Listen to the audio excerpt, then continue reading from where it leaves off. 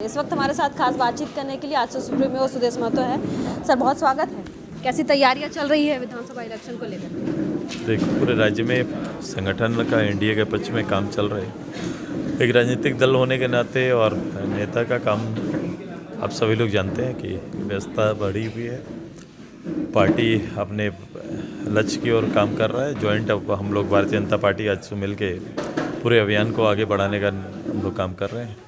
अपने प्रतिद्वंदियों को किस तरीके से देखते हैं आप? त्रिकोणीय मुकाबला है। मैंने 17 कोनियों कहा था। यहाँ जितने कैंडिडेट होते हैं उतना कौन होता है, तो 17 कोनियों मुकाबला होगा।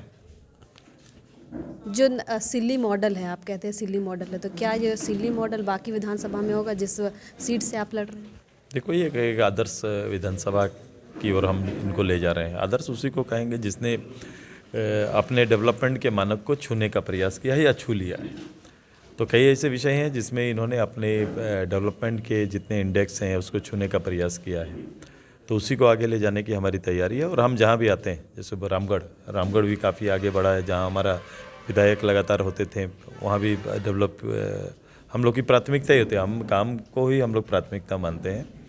तो ये निश्चय रूप से जहाँ भी लोग चुनाव लड़ रहे हैं या चुनाव के लिए हम लोग जाते हैं तो हमारा मुझे देखने का दृष्टि बदलता है। उनको ये लगता है कि अगर ये इधर आते हैं, इनकी पार्टी आती है, इनके समर्थन ग्रुप एनडीए अगर आती है तो निश्चित रूप से इनके नेतृत्व में काम होगा। एक सवाल और लेते हैं कि कल 43 सीटों पर वोटिंग होनी है, तो कितनी सीटें आने की संभावना आप? देखो, मैं शुभकामना देता हूँ सारे मतदाताओं को। कल उन्हें अपने 19 से लेकर 24 तक के जो सरकार थी उसका मूल्यांकन करके मतदान करना है। तो मूल्यांकन करके मतदान करेंगे और मूल्यांकन का आधार उन्होंने खुद चुना है। 19 में जब गवर्नमेंट आई, गवर्नमेंट के नाकामियाँ आज का समय मूल्यांकन का मूल आधार बना हुआ है।